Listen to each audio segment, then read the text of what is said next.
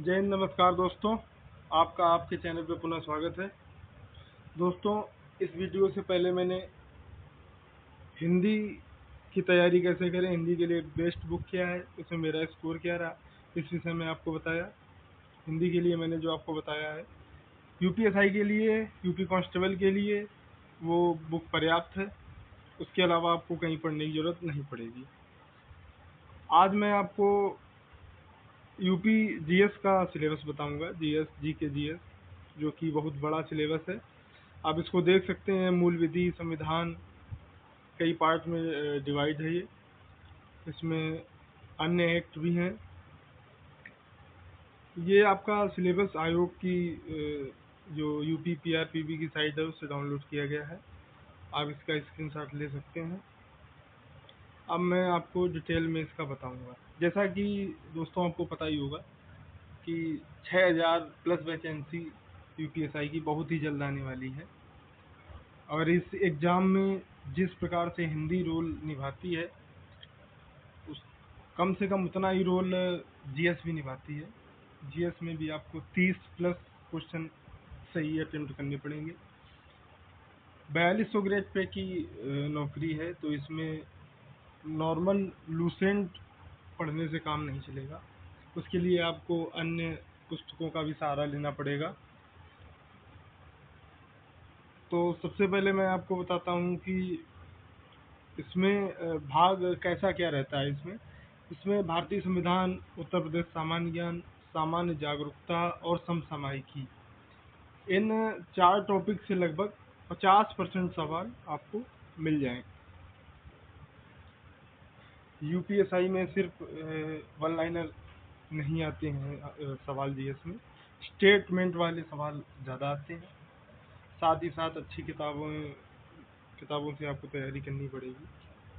तो सबसे पहले मैं आपको बताता हूँ कि भारत का संविधान और भारत की राज्य व्यवस्था, ये ऐसा एक इसमें भाग है यूपीएसआई में, जीएस में, कि भारत के संविधान से लगभग 18 से 20 सवाल कन्फर्म आना है। अच्छा, आपको जानकारी होगी कि यूपीएसआई का ऐसा सिलेबस बनाया हुआ है जिसमें आप लगभग 80% कवर कर सकते हैं, 80% कवर कर सकते हैं। बहुत ही अन्य एग्जाम से इसमें अलग है। इसमें क्लियर कट दिया रहता है कि इससे हम कितना पूछेंगे।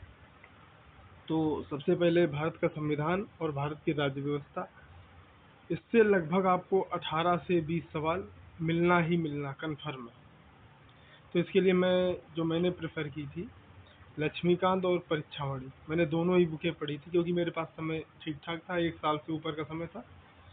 तो मैं आपसे भी कहूँगा कि आप इन दोनों में से कोई सी भी एक बुक आप जाके बुक स्टॉल पे जाएं, दोनों बुक देखें, 5 मिनट के लिए पढ़ें, फिर आपको इन दोनों में से जो समझ में आए उसको लेके आप पढ़ सकते हैं। साथ ही साथ मूल विधि इसमें जो आती है, मूल विधि, और जो अभी आपकी आईपीसी सीआरपीसी चेंज हुई है तो वो आएगी। आईपीसी में भी महिलाओं से संबंधित अपराध, बच्चों से संबंधित अपराध को ध्यान में रखना है, वो पूछे जाने का ज़्यादा चांस है। साथ ही साथ लगभग 30 से 32 एक्ट हैं जो हमारे यूपीएसआई में पूछे जाते हैं, वो सारे आपको घटना चक्र पूर्वावलोकन में मिल जाएंगे। तो दोस्तों, ये लगभग आपका 22 सवाल इससे कवर हो जाएंगे। 40 में 22 सवाल कवर हो जाएंगे। आप अगर बहुत अच्छे से इसको पढ़ते हैं तो आप 22 में 20 तो कर ही सकते हैं। नॉर्मल है, 20 करना नॉर्मल है, 20 कर सकते हैं आप। तो आशा करता हूँ कि यहाँ तक आपको ठीक से समझ में आया होगा। अब आगे इसके बाद आता है इतिहास। इतिहास में प्राचीन भारत जो मैंने प्रेफर की थी, डॉक्टर रामचरण शर्मा, मध्यकालीन भारत लुसेंट से पढ़ना पर्याप्त है, और आधुनिक भारत बहुत ज़रूरी है, स्पेक्ट्रम। इसमें आज़ादी से लेके और 1974-75 तक का दिया हुआ है। ये बहुत ही ज़रूरी है इसको पढ़ना। दोस्तों, स्पेक्ट्रम में वास्को डी गामा जब भारत आया उसके बाद से लेके लगभग 1974-75 का दिया हुआ है। तो उसको पढ़ना बहुत ज़रूरी है। इतिहास से भी 3 से 4 सवाल आते हैं। मैं इसमें बोलूँगा कि प्राचीन भारत का इतिहास जो है, इसमें से आपको वैदिक काल पढ़ना है, जैन धर्म, बौद्ध धर्म, साथ ही साथ अशोक। इससे के अलावा मुश्किल है जो सवाल है, इतने में सवाल आ जाते हैं। लेकिन हाँ, आपको ये तीनों बुक जैसा बताया, इसको एक बार पढ़ना है, 2 बार पढ़ना है, 4 बार पढ़ना, आपके पास समय पर्याप्त है। तो अगर सर्विस लेनी है, एक नौकरी लेनी है 4200 ग्रेड पे की, इतना तो आपको करना ही पड़ेगा। अब आया पर्यावरण संरक्षण। इस समय ये टॉपिक बहुत ही पूछा जा रहा है परीक्षाओं में। इसके लिए परीक्षा वाली एक पुस्तक है, बहुत ही बेहतरीन है, जिसको मैंने पढ़ा है। दोस्तों, मैं आपको बता दूं, मैं किसी भी बुक को यहाँ प्रमोट नहीं कर रहा हूँ। मैंने जिस पुस्तक से पढ़ी है, मैं केवल वही पुस्तकें आपको बता रहा हूँ। मैंने पर्यावरण संरक्षण में परीक्षा वाड़ी का सहयोग लिया है, बहुत ही अच्छी है, एनसीईआरटी बेस्ड है और आप इसको प्रेफर कर सकते हैं, अच्छी पुस्तक है। इसके बाद नंबर आता है हमारा भूगोल का। भूगोल अगर आप चाहें तो लूसेंट से कवर कर सकते हैं, पर्याप्त है। लेकिन आपको बिल्कुल भूगोल में अगर क्वेश्चन आए हैं उसको छोड़ना नहीं है, तो मैं प्रेफर करूँगा महेश वर्णवाल सर की पुस्तकें हैं। 2 पुस्तकें हैं, विश्व का भूगोल और भारत का भूगोल।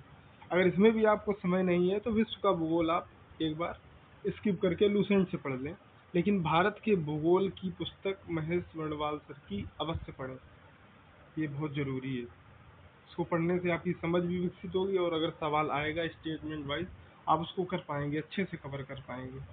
इसके साथ आता है सामान्य विज्ञान।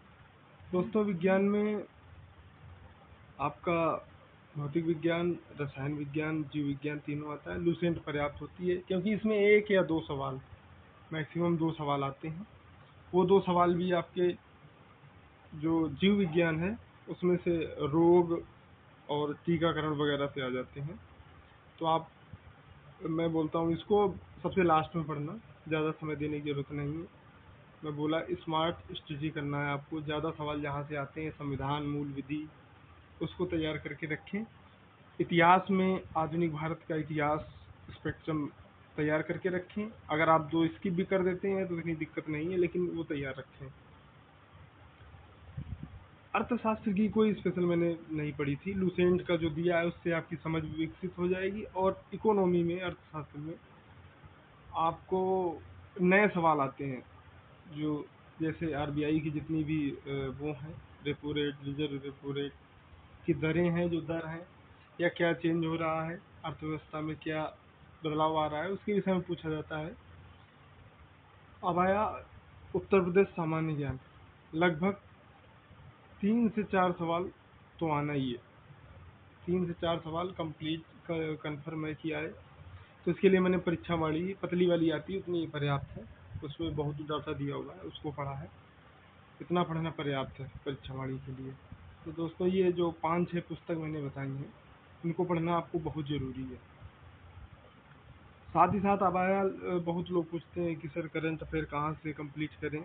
तो आपको बता दूं कि मेरी शिफ्ट में जो एग्ज़ाम हुआ था, तो उसमें करंट अफेयर के साथ 2 या 3 सवाल थे, मुझे याद नहीं है। मैं तो बोलता हूँ कि करंट अफेयर को शुरू में पढ़ने की कोई ज़रूरत नहीं है, और मैंने पढ़ी भी नहीं है।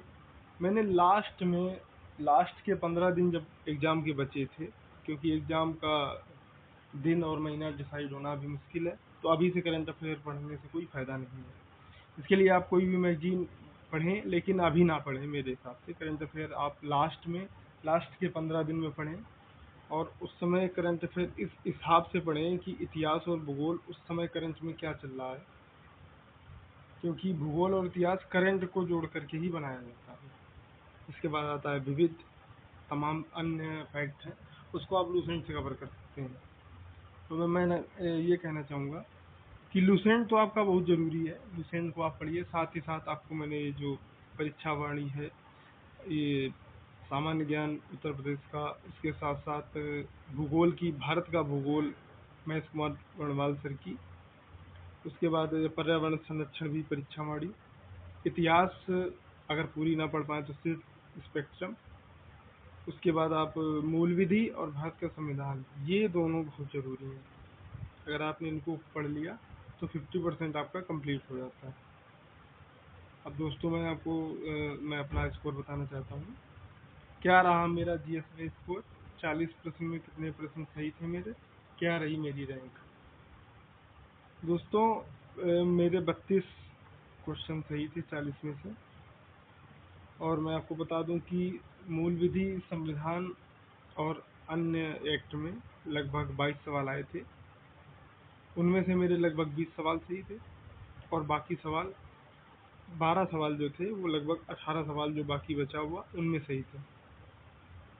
तो अगर आपके 30 प्लस 32 प्लस आते हैं बहुत अच्छा स्कोर है, और इतना तो आपको लाना ही पड़ेगा।